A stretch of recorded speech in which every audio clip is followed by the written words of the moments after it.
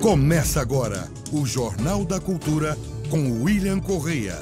Boa noite. Greve atinge várias cidades do país com paralisação dos transportes e manifestantes vão às ruas para protestar contra a reforma da Previdência e o bloqueio em recursos no ensino.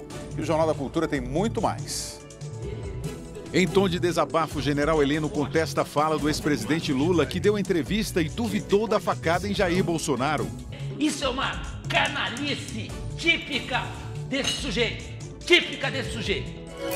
Bolsonaro decide demitir o presidente dos Correios, afirmando que ele age como sindicalista ao ser contra a privatização.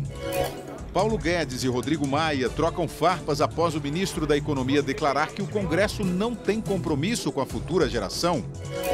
Estados Unidos divulgam vídeo que mostra suposto barco da guarda iraniana próximo de petroleiro, atacado ontem no Golfo de Omã. O chamado Centrão completa 30 anos, período em que ajudou a derrubar 2 presidentes e a mudar leis no país. Um dos mais renomados jornalistas do país, Clóvis Rossi, morre aos 76 anos. E na Suíça, mulheres fazem greve para exigir igualdade salarial.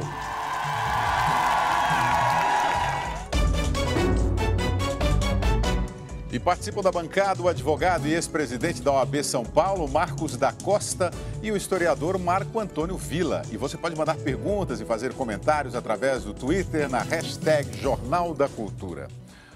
O dia foi de protestos contra a reforma da Previdência e os cortes na educação. Houve manifestações e paralisações convocadas pelas centrais sindicais e movimentos que atingiram principalmente o transporte público e as escolas, de ao menos 26 estados e o Distrito Federal. Houve bloqueios em diversos pontos de rodovias no entorno de Curitiba. 40% da frota de ônibus não circularam. Manifestantes saíram em passeata pelo centro da cidade. Os metroviários não obedeceram à escala mínima determinada pela Justiça e paralisaram totalmente o metrô de Belo Horizonte. Os ônibus ficaram lotados. Professores e alunos da Universidade Estadual de Minas Gerais fizeram uma aula improvisada no meio da rua. Em Fortaleza, um grupo furou os pneus de ônibus e bloqueou o trânsito no centro da cidade. As manifestações reuniram servidores, sindicalistas e movimentos estudantis. Em Porto Alegre, 18 unidades da rede de saúde ficaram fechadas. Os trens voltaram a funcionar no meio da manhã, mas com as catracas liberadas por falta de pessoal. Em Niterói, no Rio de Janeiro, o motorista fugiu depois de atropelar um grupo de professores e estudantes que protestavam em frente ao hospital universitário. 5 pessoas ficaram feridas. Na capital fluminense, manifestantes bloquearam vários pontos. Policiais jogaram bombas de gás para dispersar um grupo na Avenida Brasil. Ainda no Rio de Janeiro, agora há pouco, houve confusão durante passeata na Avenida Presidente Vargas. Em São Paulo, nas primeiras horas da manhã, passageiros ficaram sem o metrô. O jeito foi sacar os celulares. Vou mandar para o chefe, para o encarregado, para ele ver quem está tentando chegar, né? Apenas as linhas privatizadas do metrô funcionaram normalmente. Ônibus esticaram trajetos. Bancos e escolas também fecharam. Manifestantes fizeram uma barricada e pararam o trânsito no corredor norte-sul de São Paulo nos 2 sentidos, uma das principais vias da capital. Na Zona Oeste, a equipe do repórter Eduardo Campos flagrou o momento em que o motorista furou o bloqueio e quase atropelou os estudantes que faziam um protesto pela educação.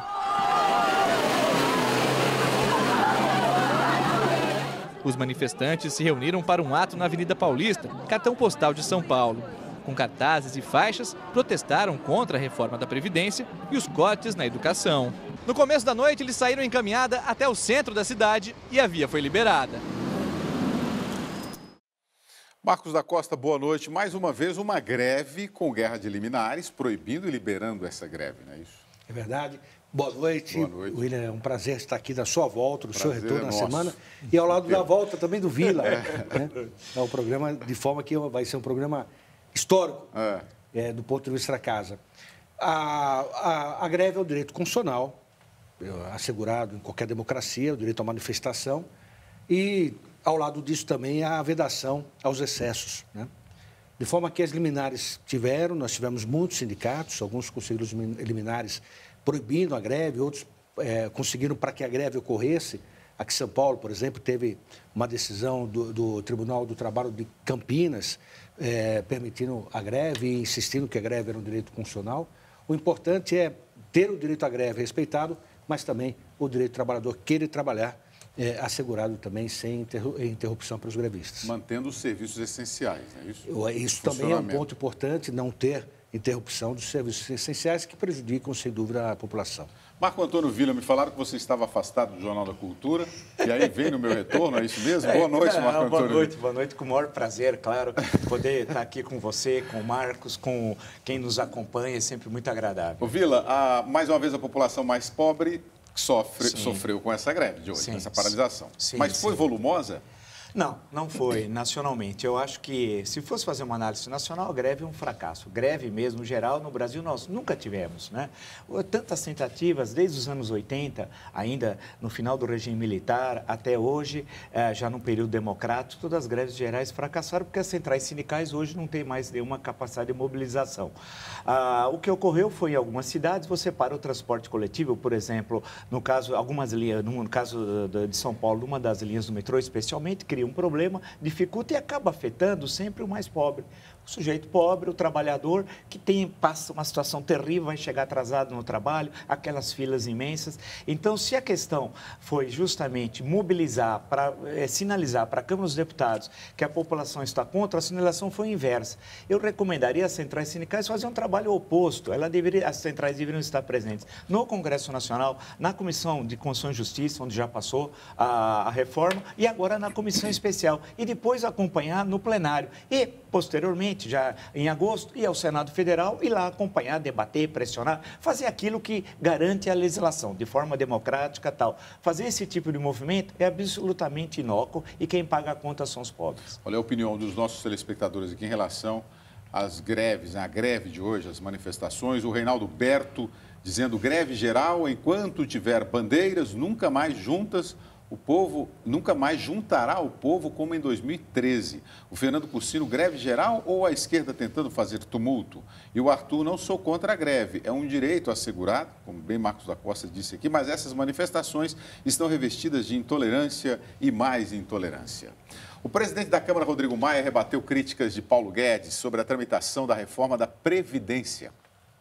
Por meio de redes sociais, Rodrigo Maia afirmou que as declarações do ministro Paulo Guedes reforçam a usina de crises que se tornou o governo, mas que a Câmara vai trabalhar para votar a reforma neste semestre. Em outro post, afirmou que, se fossem depender da articulação do governo, teriam apenas 50 votos e que o objetivo é unicamente olhar para os mais pobres e voltar a gerar empregos. Mais cedo, o ministro da Economia, Paulo Guedes, criticou as alterações do relator da proposta. Abortaram a nova Previdência. Mostraram que não há um compromisso com as futuras gerações.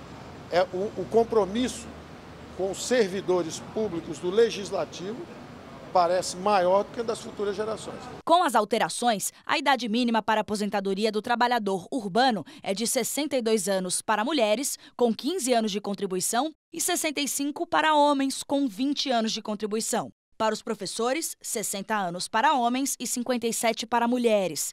Trabalhador rural, 60 anos homens, com 20 anos de contribuição, e 55 mulheres, com 15 anos de contribuição.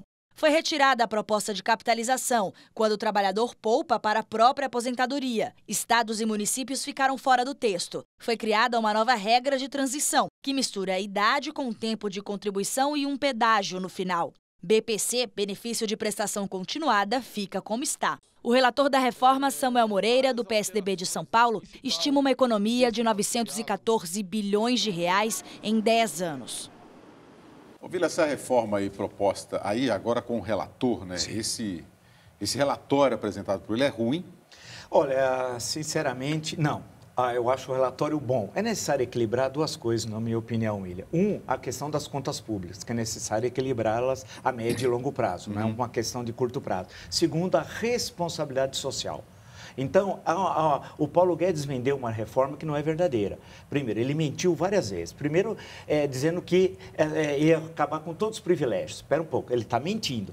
Benefício de prestação continuada são para os idosos carentes em situação de miséria, portanto, não são ricos. Segundo, a aposentadoria rural não é rico o que tem, né? 80% dos municípios brasileiros dependem da aposentadoria rural para girar a economia. Terceiro, ele falou, enfim, acabar com o abono do PIS. Rico não tem PIS, nem sabe o que é PIS. Eu sei o que é PIS. Eu entrei no PIS quando foi criado. Foi criado a 7 de setembro de 1970 pelo presidente Médici e no início de 71 eu entrei no PIS. Né? O Paulo Guedes não tem PIS, certamente nem sabe o que é. Então, PIS é para os pobres. Né? A capitalização, segundo a OIT, a Organização Internacional do Trabalho, em 30 países que foi adotado, 18 já abandonou a capitalização. A questão de desconstitucionalizar os direitos previdenciários é um absurdo, é um crime, também vai cair. E a questão de idade mínima, alterações em relação à idade mínima, a questão de regras de transição. E a questão de manter o sistema de repartição, que é o sistema que existe na nossa Previdência e tal. Tem de acabar com o privilégio, sim. Só que a ideia de falar, vamos economizar 1,2 trilhão, eu sempre disse, e estou dizendo isso há meses, que era impossível. Economizar cerca de 800 bilhões é um excelente resultado. A grande questão, e para concluir, William, é que o Paulo Guedes é irresponsável. Ele disse que se não fosse aprovada como ele queria, ele ia embora do Brasil. Então, primeiro, era uma tentativa de chantagear os deputados e, segundo, irresponsabilidade pelo exercício da função. A grande questão é que se construiu uma ideia que Paulo Guedes era um gênio da raça. É mentira. Ele não é nem idiota e nem gênio. Ele não tem um livro publicado, um ensaio, um artigo. Não participou em 30 anos de nenhum debate econômico no Brasil. Então se construiu a ideia que ele era um gênio. Ele é quase um Pacheco do Eça de Queiroz. Quase aquele da correspondência inédita de Fradique Mendes. Ou seja, em resumo, eles querem demonizar o legislativo e dizer que o paraíso é o executivo. O papel do legislativo nas democracias é receber os projetos que eventualmente vem do Executivo, aí é uma proposta de emenda constitucional seríssima, que decide a vida de milhões de brasileiros, não do Paulo Guedes, que é rico, mas de milhões de brasileiros. Vai para o Legislativo. Qual é o papel do Legislativo, de acordo com a nossa Constituição, que o Guedes não conhece? É debater, rejeitar, apoiar, acrescentar, suprimir, debater democraticamente na casa do povo. O que o Guedes deseja é uma visão autoritária e o Brasil é uma democracia. É que ele não conhece democracia. Quando ele voltou de Chicago, nos Estados Unidos, formado, ele não veio para o Brasil. Ele foi trabalhar no Chile do Pinochet, né? Porque ele disse que não tinha espaço para ele no Brasil. Então ele gosta do Chile do Pinochet. Eu gosto do Brasil da Constituição de 1988. Marco, natural, como o Vila está dizendo, que essa reforma seja agora debatida na Casa do Povo, que é o Congresso Nacional, e ali se espera que esteja também as aspirações da própria população, não é isso? É isso mesmo. A Casa Democrática é o Congresso Nacional, é o Congresso que tem a responsabilidade de debater e de aprovar ou rejeitar as propostas, e é onde a população se manifesta, inclusive através dos próprios sindicatos, como o Vila disse. De forma que a crítica ao conteúdo da proposta aprovada me parece exagerada, até porque a proposta foi encaminhada, mas o poder deliberatório, aquele que decide sobre ela, é o Congresso Nacional e tem que ser respeitado. E é melhor alguma reforma aprovada do que nenhuma, não é isso? A proposta que foi aprovada, os números estão aí, ela vai gerar uma economia muito elevada, com um nível de sacrifício social menor do que aquela que tinha sido encaminhada pelo Congresso. Olha aqui o Theo pela hashtag Jornal da Cultura. Guedes deu um tiro no pé ao atacar os parlamentares, os quais também são muito vaidosos. E o Augusto Riboldi, aí vendo da outra forma, o Rodrigo Maia está errado. Fizeram lobby do funcionalismo público, aumentaram impostos, tiraram a capitalização para obrigar a população a pagar a aposentadoria dos marajás. Não é verdade. Desculpem, se Não, você explicou antes, né, isso? Porque né? A capitalização deu errado em 30 países, deu errado em 18. E é um absurdo, porque só o trabalhador contribui. A capitalização é você contribui para a sua própria aposentadoria. Isso, sem o empregador contribuir. Então, é uma maravilha. O que acontece? Por que fracassou em vários países? Porque, inclusive em relação às mulheres, que são as mais prejudicadas, porque elas ganham menos, vivem mais do que os homens, portanto, vão ter dificuldade no final de manter a aposentadoria. Né? E em vários países, o caso do Chile é claro. Então, não é verdade. O Paulo Guedes mentiu sobre essa questão, e eu queria ver se ele viesse aqui, um Jornal da Cultura, que nós temos um grande exemplo de democracia, debater essa questão. Vamos convidá-lo. Eu quero ver se ele sustenta uma discussão aqui, porque ele é mentiroso. E só para lembrar, Vila, que a capitalização não está proibida. Não, claro que não. A capitalização privada, a previdência privada, que ele quer contribuir, pode contribuir. Claro. Existem instrumentos importantes de capitalização privada. Agora, a capitalização pública, aquela que diz respeito à contribuição de toda a sociedade para atender aquela demanda do mais carente, essa que está sendo afastada. O presidente Jair Bolsonaro assiste neste momento aqui em São Paulo a abertura da Copa América com a estreia do Brasil contra a Bolívia. Mais cedo, durante café da manhã com jornalistas em Brasília, Bolsonaro disse que vai demitir o presidente dos Correios. E o ministro de Segurança Institucional, general Augusto Heleno, rebateu declarações de Lula e disse que o ex-presidente merece prisão perpétua.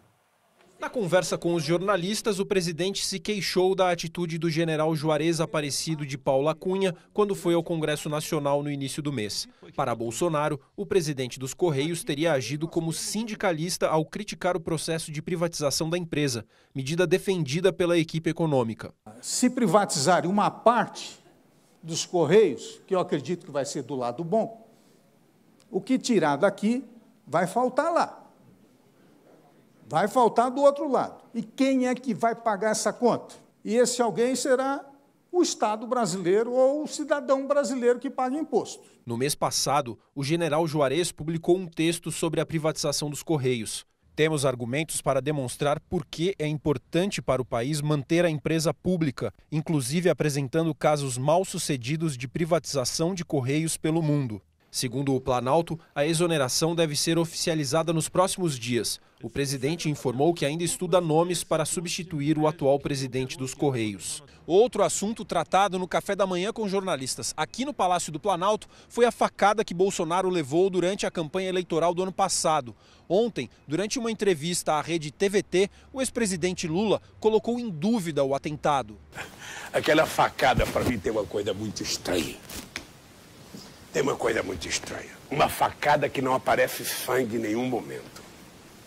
Uma facada que o cara que dá a facada é protegido pelo segurança do Bolsonaro. Tem muita história estranha, suspeita. Bolsonaro afirmou que não discutiria com o ex-presidente, depois voltou a ironizar Lula.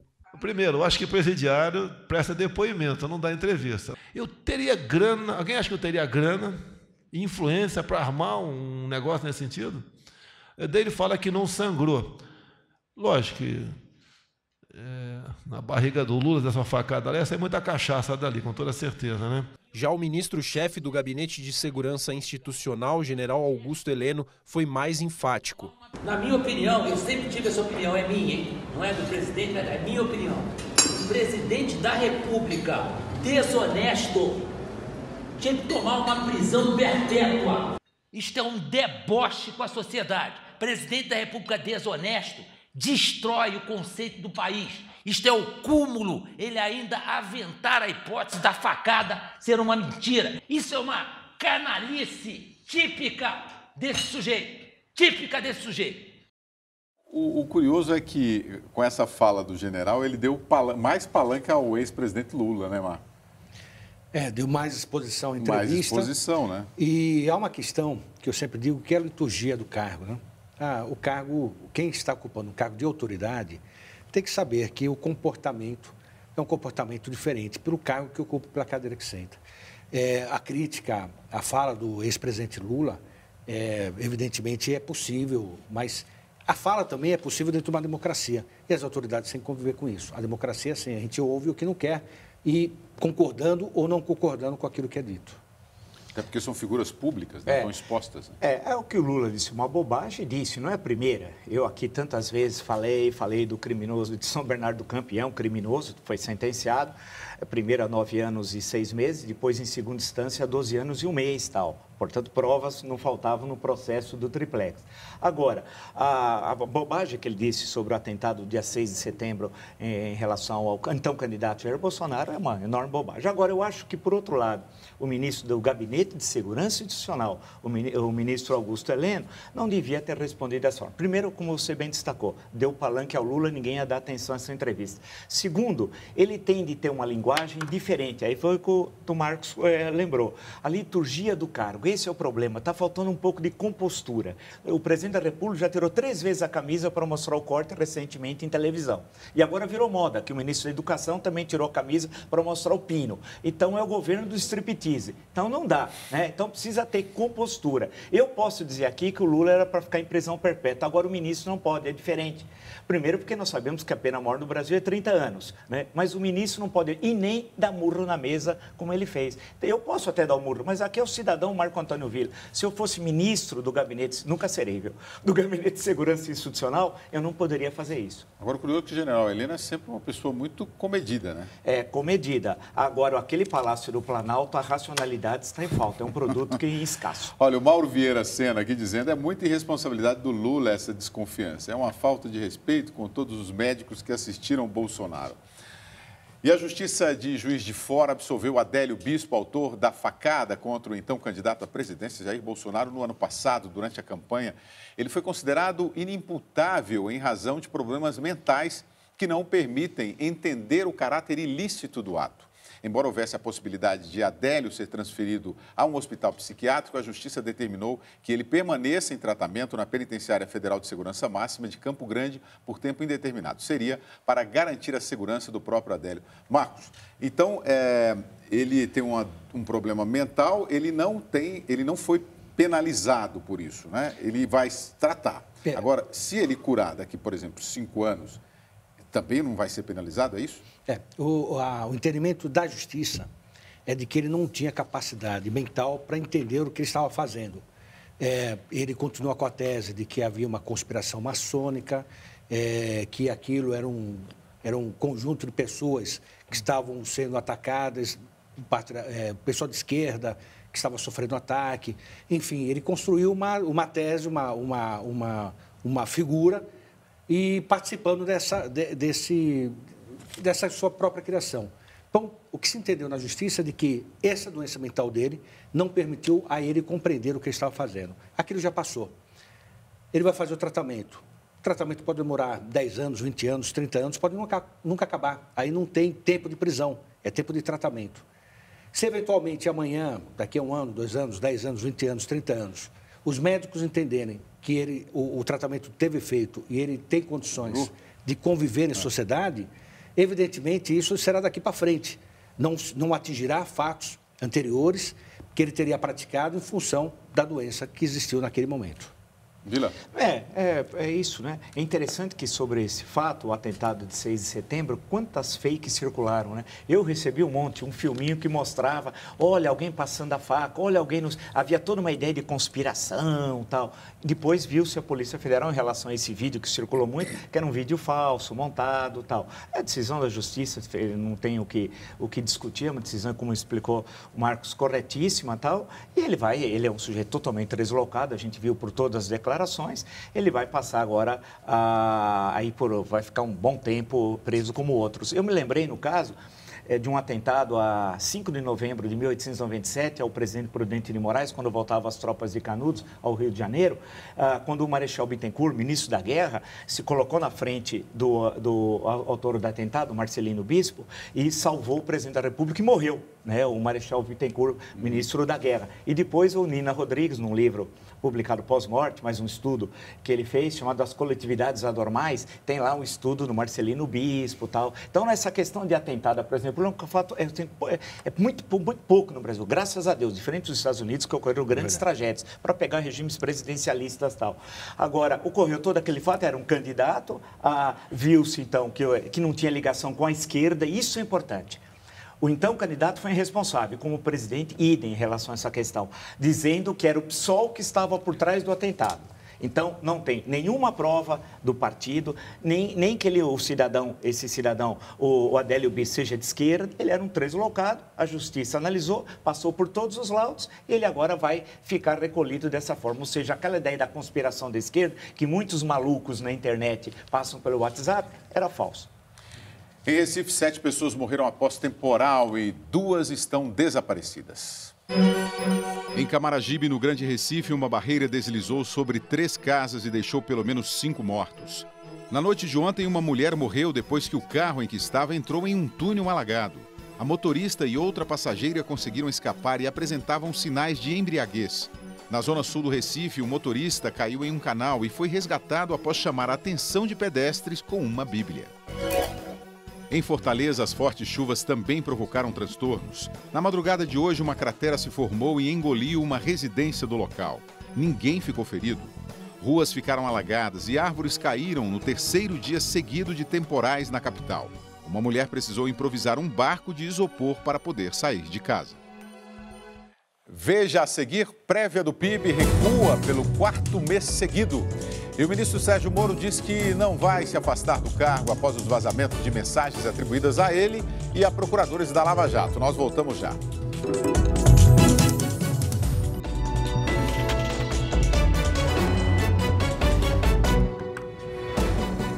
O índice de atividade econômica do Banco Central, considerado uma prévia do PIB, recuou 0,47% em abril na comparação com março. Esta foi a 4ª queda mensal seguida do indicador. No acumulado de 12 meses, o índice registra crescimento de 0,72%.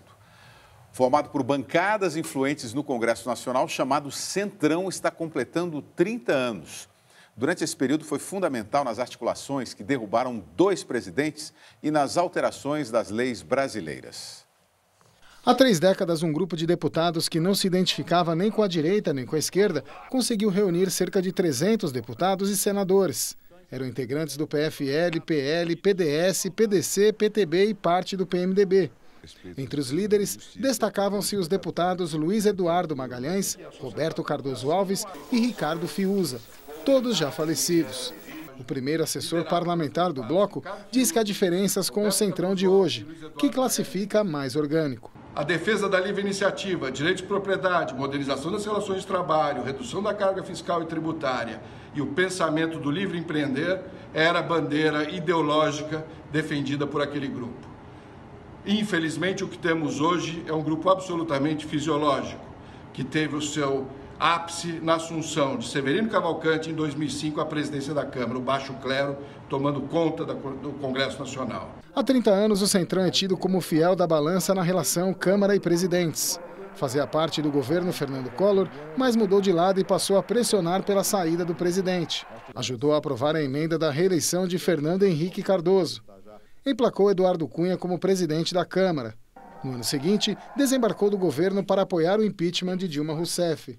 Depois, rejeitou as denúncias contra Michel Temer. O Centrão é formado hoje por 11 dos 26 partidos da Câmara e conta com cerca de 225 deputados, 16% a menos do que nos governos de Dilma Rousseff e Michel Temer. Até a posse de Jair Bolsonaro, o bloco tinha 270 representantes, o maior desde a redemocratização. Mas a força do grupo não está em seu tamanho, e sim em sua capacidade de articulação. Quem está no poder quer ter o Centrão do seu lado, essa gigantesca ameba que pode crescer, porque ela tem raízes nos estados. Ela mobiliza setores, o que nós chamamos a bancada da bala, a bancada da Bíblia, a bancada do boi. Esses setores que têm, frequentemente, eles não têm um grande projeto de país, eles têm a defesa de interesses particulares. E esses interesses se coligam em determinadas situações.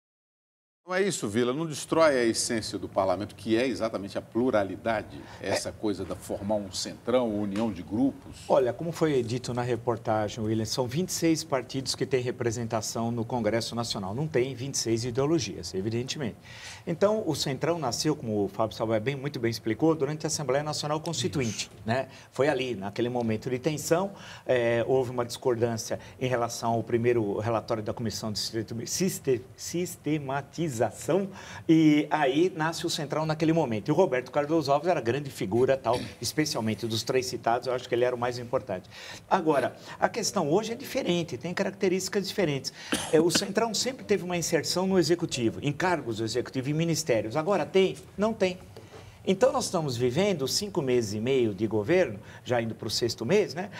Em que o Centrão não tem presença no aparelho de Estado, mas tem presença no parlamento, no interior do legislativo, e defende pautas que não pode dizer que sejam pautas fisiológicas. Por exemplo, a discussão da Previdência, quem conseguiu derrubar propostas que atingiam os mais pobres, como o BPC, aposentadoria rural, tudo isso que o abono do PIS, etc., foi o Centrão, porque não há mais uma oposição à esquerda. O PT se desmoralizou tanto nos 13 anos e 5 meses com o projeto criminoso de poder, que quem acabou fazendo a oposição foi o Centrão, por paradoxal que seja. seja. E aí, tendo uma visão, aí sim, ideológica, por incrível que pareça, nesse momento. O Centrão tem ideologia? Não tem. Como ninguém tem. Não tem nenhum partido.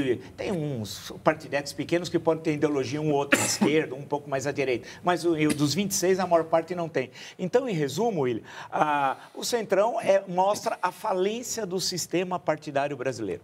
O Marcos, quando se enfrenta um grupo tão forte assim, o nível de troca também aumenta, né?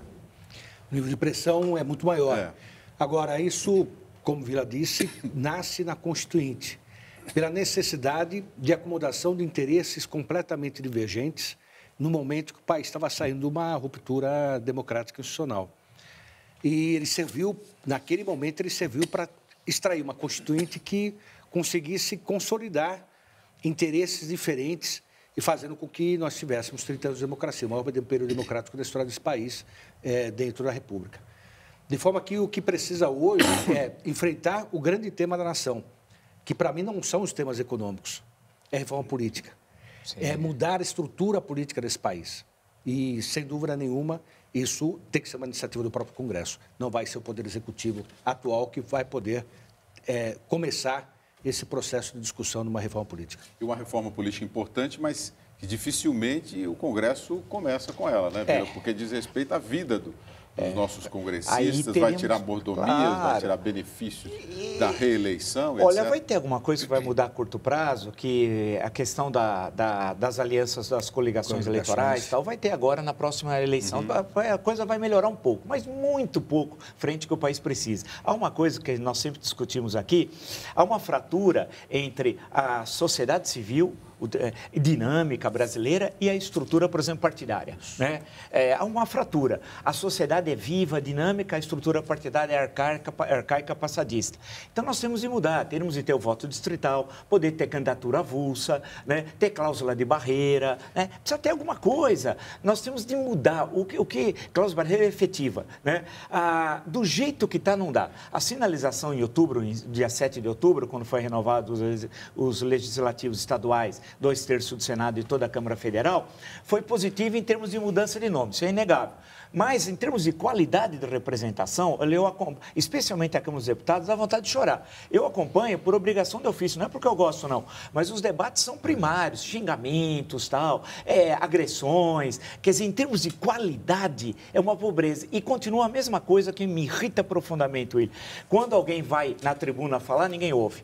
Todo mundo está conversando. Não presta atenção, né? É curioso. Curioso. Os parlamentos no resto do mundo, eles ficam concentrados. E todos os parlamentos, também no mundo inteiro, eles são uma espécie de anfiteatro romano e tal. No Brasil, não. Então, o que acontece? Fica todo mundo atrás da mesa diretora dos trabalhos. Muitas vezes tem mais gente atrás da mesa diretora do que no plenário. E é o único lugar do mundo que fica a pessoa atrás da mesa diretora. Estados Unidos tem, França, Argentina, México, Espanha, Portugal, não. É só no Brasil. Quer dizer, eles não têm nem aquele comportamento básico do legislativo de um país sério, que é discursar, ouvir. Agora, tem alguns que não sabem sequer falar, né? Tem problema com a língua portuguesa. E o presidente da República tem. O presidente da República deve ter 500 palavras no vocabulário, não mais que isso. Os exemplos são sempre os mesmos. Casamento, até as metáforas são de um primarismo, acho que nunca lê um livro.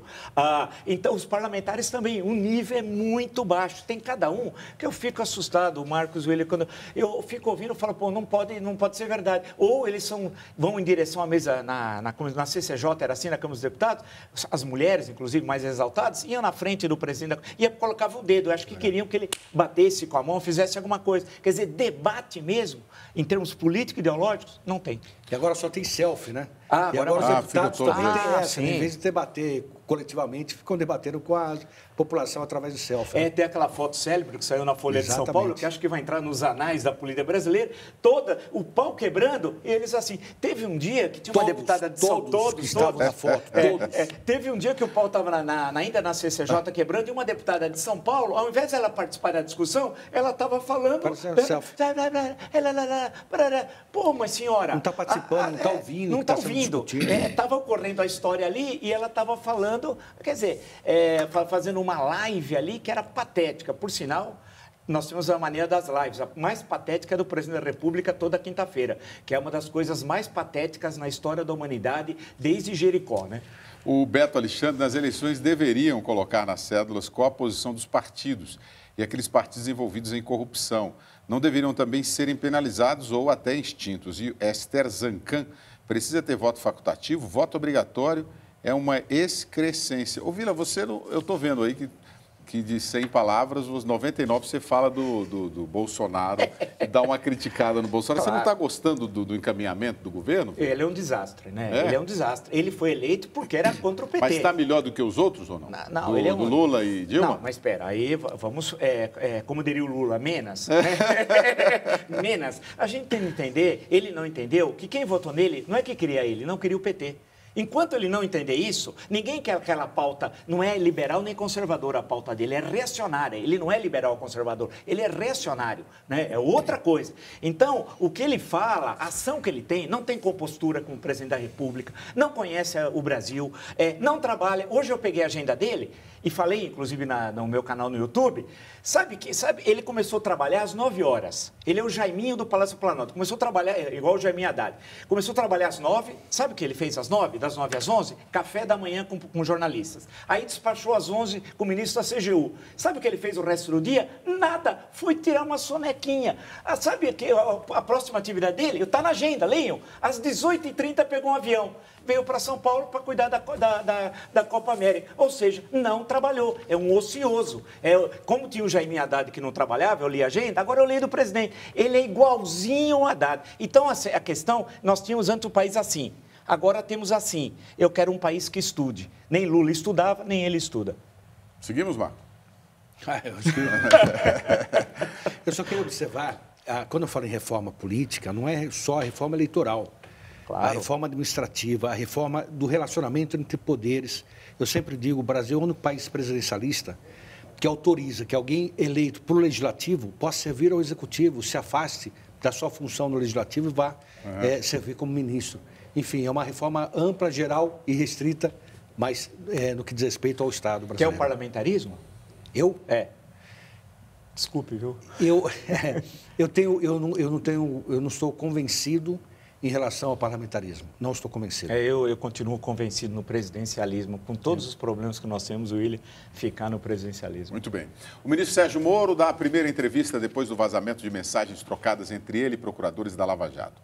Moro disse ao jornal Estado de São Paulo que o diálogo com a acusação e a defesa é comum durante o processo e negou conluio com o Ministério Público. Falou, abre aspas, se quiserem publicar tudo, publiquem, não tem problema, fecha aspas. O ministro também disse que foi um descuido dele como juiz sugerir algumas investigações à força-tarefa e que a invasão de celulares é promovida por organização criminosa profissional. Moro disse ainda que não vai pedir demissão. No caso do Moro, ele reconhece aí, né, Marcos, que foi um descuido. E não pode o juiz conversar com as partes. Eu não sei se foi esse descuido que ele comentou, né? Ele comentou o descuido, acho que mais do ambiente do que do mérito, até porque ele entende que o mérito não representou uma aproximação indevida com o Ministério Público. Agora, você acha que com base de tudo que foi divulgado até agora nessas gravações, nessas mensagens, aliás, pode correr o risco dos processos da Lava Jato caírem por terra e rever alguns processos? Eu acho que tem, primeiro, a questão da gravação indevida, do vazamento indevido, do acesso indevido aos celulares de autoridade, isso é gravíssimo, seríssimo. Agora, ao lado disso, tem a questão da conversa em si. A primeira Constituição do mundo, o Vila sabe muito bem disso, foi em 1215, a Constituição do João Sem Terra. E nessa Constituição, há quase 900 anos atrás, já constava como um direito do cidadão o devido processo. Né? A Revolução Francesa, a Carta de Direitos do Homem e do Cidadão, que é de 1789, 230 anos, tinha como uma das vertentes o devido processo legal. A Declaração dos Direitos Humanos da ONU, que é de 1948, portanto, ano passado fez 70 anos, tinha como uma das vertentes o devido processo legal. E a nossa Constituição, que fez 30 anos, tem o devido processo legal. O que é devido processo legal?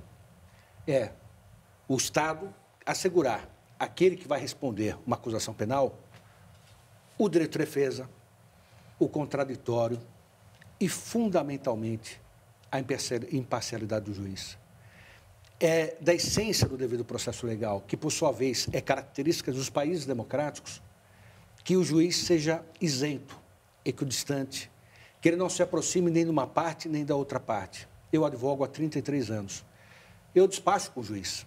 Eu vou à vara, numa situação de emergência, e vou discutir com o juiz naquele caso, levar uma visão do advogado, pedindo muitas vezes um provimento de urgência, né, que às vezes o papel frio não consegue transmitir ao magistrado. Agora, nos textos que foram divulgados, e eu não estou dizendo que eles textos sejam verdadeiros, porque podem ter sido alterados, mas há indicação de construção de prova, há orientação no que diz respeito àquele que vai comparecer em nome do Ministério Público e numa audiência. Há solicitação de apressamento de um recurso para que alguém que foi absolvido no tribunal não saia, seja mantido preso. E a comemoração conjunta, dando parabéns comuns pelo resultado em relação à população da própria operação. Então, me parece que houve um ultrapassar de um limite que faz com que aquele juiz, aquela essência da democracia, aquela essência do devido processo legal, que é o juiz isento, ele possa ter sido superado, essa barreira, essa linha divisória. Olha, eu sempre fui um defensor da Lava Jato desde 2014, né? Lembrar que na Lava Jato você tem 159 sentenças, condenações, melhor dizendo, desculpe, foram devolvidas ao erário bilhões, nunca tanta gente tão poderosa foi presa no Brasil, condenada. Com relação ao processo do Lula, do triplex, é bom lembrar que ele foi condenado por Sérgio Moro a 9 anos e 6 meses de prisão e, quando recorreu à segunda instância, o TRF da 4ª Região, na 8ª turma, foi condenado a 12 anos e 1 mês, portanto, tinha provas e tal. Então, com relação a tudo isso, eu acho que tem de ser louvado. Agora, eu fiquei realmente muito triste quando eu fui, se não foram se as mensagens foram verdadeiras, registros, com tudo aquilo, porque realmente o juiz Sérgio Moro violou o Código de Processo Penal, o artigo 254, inciso 4, a conversa entre as partes, ela se dá no interior do processo, de forma pública, transparente, né? Não pode orientar investigações, não pode produzir provas, juiz não faz isso, não pode, né? Então, aqueles contatos foram absolutamente indevidos. E vão aparecer, porque ele vai dia 19 na CCJ do Senado, vão aparecer novas revelações, tudo indica antes, né? Porque diz o site da Intercept Brasil que tem um número fabuloso, inclusive de áudios. Já divulgou um hoje aí. Já é? Acabou de divulgar. Tem como mostrar aqui no telão? Opa. Sérgio Moro, enquanto julgava Lula, sugeriu à Lava Jato emitir uma nota oficial contra a defesa. Eles atacaram e pautaram a imprensa. Isso é uma divulgação, a gente não sabe se é verdade ou se é... O que é? Me parece... É mentira, né? Isso, olha, mas me acabou parece... de divulgar isso aí. Sim, poxa, ótimo. Se isso ocorreu, aí não dá. E vai ocorrer homeopaticamente até o dia 19, até o dia do julgamento. Vão ter várias que vão aparecendo. Agora, se isso ocorreu, não pode, é indevido, não pode. Não pode trabalhar em dobradinha, né? Vamos chamar assim de uma forma mais vulgar, o juiz com o Ministério Público. O juiz tem a imparcialidade, tem quem acusa e quem defende. Ele não pode estar com nenhuma das duas partes, num sistema democrático. Isso. Foi lembrada a Magna Carta de 1215. A nossa Constituição é muito clara. O Código do Processo Penal, idem. Então, é preocupante que isso tenha ocorrido. Veja instantes, morre em São Paulo o jornalista Clóvis Rossi. Estados Unidos afirmam que vídeo comprova a ação do Irã nos ataques a 2 petroleiros no Golfo de Omã. São os nossos próximos assuntos, não saia daí.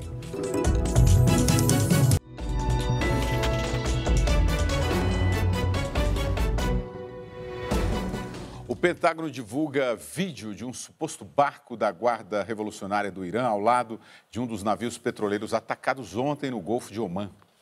O vídeo mostra quando o barco fica ao lado do petroleiro japonês e recolhe um dispositivo apontado como uma mina marítima que não teria explodido na ação de ontem. Em entrevista ao canal Fox News, o presidente americano Donald Trump reiterou que o vídeo era a prova da acusação contra os iranianos. O incidente tem a assinatura do Irã, completou Trump. A informação foi contestada pelo presidente da empresa operadora japonesa, que disse que a explosão foi provocada por um objeto voador e não por uma mina. Hoje, o presidente iraniano Hassan Rouhani classificou as acusações americanas de alarmantes e disse que os Estados Unidos são sérias ameaças à estabilidade no Oriente Médio. nenhum grupo reivindicou a autoria das explosões aos 2 navios petroleiros ocorridas ontem no Estreito de Omã, canal estratégico por onde passa cerca de 1/3 do petróleo consumido no mundo. O argentino Javier Matias Darru, de 41 anos, reconhecido como o neto 130 roubado durante a ditadura militar no país, reencontrou seus parentes biológicos em Buenos Aires. Darru foi a 130ª pessoa que teve a identidade recuperada pelas avós de Maio. Durante coletiva, ele agradeceu ao tio, que nunca desistiu de achá-lo. Quizás nunca nos hubiéramos reencontrado. As Avós de Maio, organização de idosas de direitos humanos, procura desde 1977 netos e filhos de militantes políticos desaparecidos durante o regime militar na Argentina. O grupo estima que 500 bebês foram roubados e entregues a outras famílias. O corpo do jornalista Clóvis Rossi está sendo velado hoje em São Paulo. Ele morreu de madrugada em casa quando se recuperava de um infarto. Clóvis Rossi tinha 76 anos e havia se submetido a uma angioplastia e colocação de stents, mas não resistiu e sofreu um novo infarto em casa. Em mais de 55 anos de profissão, ele trabalhou nos jornais Correio da Manhã, O Estado de São Paulo e Jornal do Brasil. Estava na Folha de São Paulo há quase 40 anos. Foi correspondente em Buenos Aires e Madrid e em coberturas como a Guerra do Golfo. Foi premiado pelo Maria Moores Cabot, da Universidade de Colômbia, e pela fundação criada por Gabriel Garcia Marques. Clóvis Rossi deixa esposa, 3 filhos e 3 netos. O enterro será amanhã cedo no cemitério Getsemani, em São Paulo. A cena musical também sofreu uma perda nesta sexta-feira com a morte do produtor André Midani, de 86 anos. Ele estava internado no Rio de Janeiro em tratamento de câncer. Midani foi importante na divulgação da bossa nova no exterior. Na década de 70, ele presidiu a gravadora Warner para a América Latina e nos anos 80 apostou no rock brasileiro. O produtor musical está na lista das 90 pessoas mais importantes da história do disco pela revista Billboard. Hoje é sexta-feira, é o dia dos nossos comentaristas aqui darem sugestões de boa leitura. É a Estante JC. Então, vamos lá, Marcos da Costa, sua indicação do livro Ruptura, que foi lançado o ano passado. Ele é do sociólogo espanhol Manuel Castells e ele trata do momento atual no mundo. Ele fala sobre os riscos que existem nessas economias como a do Brasil, com índice de desemprego muito alto, com as questões sociais mal resolvidas, com violações de direitos humanos e, fundamentalmente, Vila, do risco que tem quando os representantes eleitos têm uma ruptura em relação aos representados. Manuel Castells, Ruptura. Muito bem, Vila. Eu sugeri o Presidencialismo de Coalizão do Sérgio Abrantes, que é um artigo, mas esse é o livro, né? Que ele dá um apanhado geral da história republicana brasileira, mas especificamente pega os fatos mais recentes e discute a questão sempre da relação entre o legislativo e o executivo, né? E da dificuldade de se construir maiorias sólidas no legislativo. É um belo trabalho. Muito bem. A seguir, na Suíça, mulheres fazem greve contra a desigualdade de gênero. Aguarde que voltamos em instantes.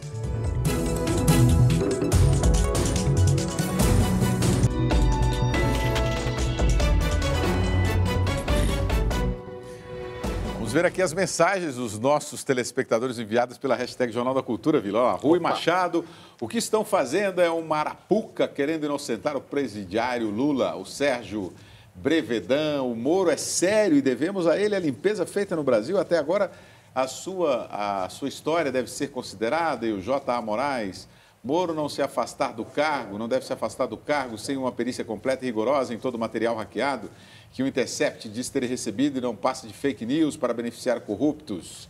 Rapidamente, Vila, você vê que muitas pessoas elogiam o Moro, né? O Moro é o salvador da pátria, Vila. Não, eu acho que rapidamente é o seguinte, o Brasil não se divide entre PT e anti-PT. Então, essa relação binária não existe. Então, não é porque se critica uma ação da Lava Jato, especificamente essa troca indevida de mensagem, que você está contra a Lava Jato. Ao contrário, estou a favor da Lava Jato.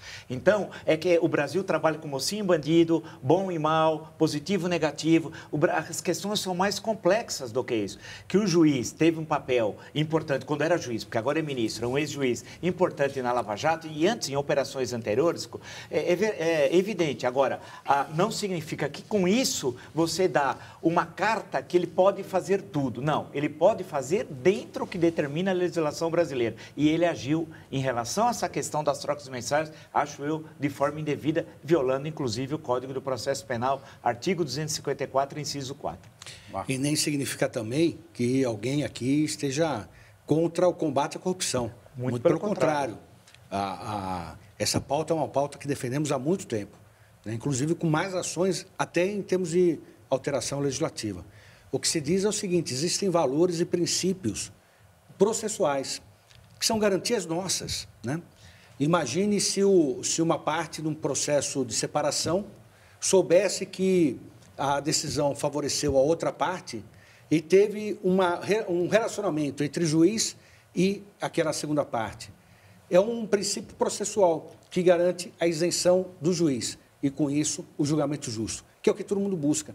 O que todo mundo busca é que aquele que cometeu o crime seja condenado e que pague pelo crime que cometeu. Perfeito, Marcos. Eu, como jornalista, tenho que averiguar, tenho que fazer uma perícia para ver se aquelas mensagens são verdadeiras, né? Marcos da Costa, boa noite. Muito obrigado pela participação no Jornal da Cultura. Marco Antônio Villa, boa noite. Boa noite. Muito agradável vir aqui, porque debater é a melhor coisa. Por isso que o Jornal da Cultura é diferente dos outros jornais. Os outros jornais, você ficaria lendo no TP as notícias. Aqui não. Aqui tem debate, analisa, compreende. Por isso que vocês gostam. E hoje gostam. foi o dia dos Marcos. Muito obrigado. No nosso boa noite, nós vamos mostrar imagens de outra greve geral realizada hoje. E foi lá na Suíça. As mulheres saíram às ruas em várias cidades do país para pedir igualdade salarial, o fim do assédio sexual e da violência doméstica. Segundo os organizadores, 4 milhões de mulheres participaram dos protestos. É a primeira manifestação desse tipo na Suíça em 28 anos. Não se esqueça de acessar o nosso canal no YouTube, você pode rever este jornal e outros conteúdos. Inscreva-se também lá para ser notificado sobre tudo o que acontece aqui no Jornalismo da Cultura, youtube.com/jornalismo TV Cultura. Obrigado pela sua companhia e um ótimo fim de semana.